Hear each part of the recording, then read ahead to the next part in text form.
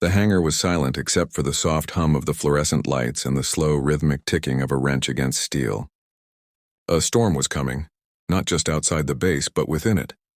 The morning briefing had been interrupted by the news of an emergency. A fighter jet had gone down during a training exercise. The pilot was alive, barely, and the whispers spreading across the base carried one name, a name that most didn't associate with heroism or medals. Her name was Sergeant Elena Moore. To most, she was just the woman who fixed planes, always smeared in grease, tucked away in the corner of the hangar, unnoticed by those who wore flight suits. But that morning, as the rescue teams brought the half-conscious pilot back, a story began to unravel that would change everything. Elena had always worked in the shadows of others' glory. She had grown up around engines, her father a mechanic who fixed trucks in a dusty one-room garage. She joined the Air Force not to fly, but to understand the machines that did. Her hands were her tools, her pride, her way of serving.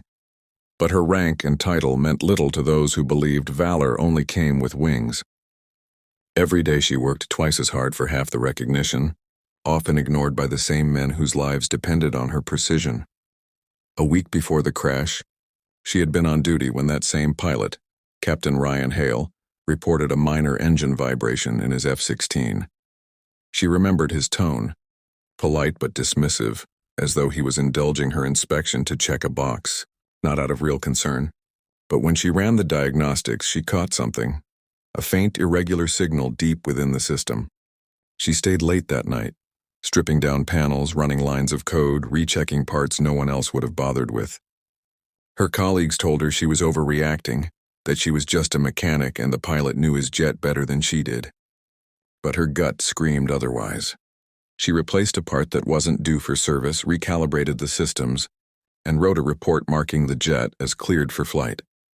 What no one knew was that she had also quietly noted a deeper issue in the backup line, something she couldn't repair without authorization. Her warning never reached command. Her supervisor deleted the note, claiming she was paranoid about perfection. A week later, that same jet malfunctioned mid-air 20 miles off base. The storm outside that day mirrored the chaos in the hangar. The captain was still unconscious in the med bay, and the investigation had already begun. They needed someone to explain what went wrong. And as the mechanics lined up, fingers pointed in every direction but their own, Elena stood silently, her report clutched in her oil-stained hands. When she stepped forward to speak, the room fell quiet, partly from tension, partly from disbelief that someone like her would dare interrupt. Her voice trembled at first, but as she unfolded the details, the overlooked error, the missing report, the night she had stayed behind, it became clear that she wasn't just defending herself. She was fighting for the truth, for accountability, for the life of a man who had no idea how close he'd come to dying. She showed them the replacement log, the recalibration data, and the erased note she had backed up on her personal drive, proof that she had warned them. The commanding officer's expression darkened. The room felt like it was shrinking, heavy with shame and realization. Hours later, the captain woke up. His first words, hoarse and weak, weren't about his injuries or the crash.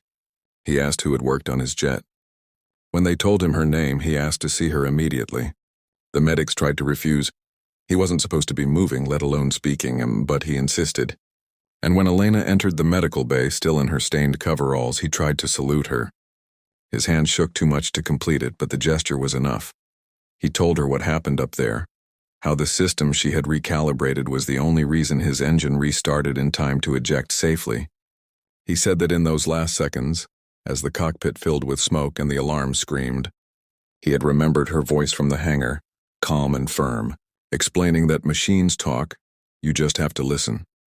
She had saved his life long before he ever realized it.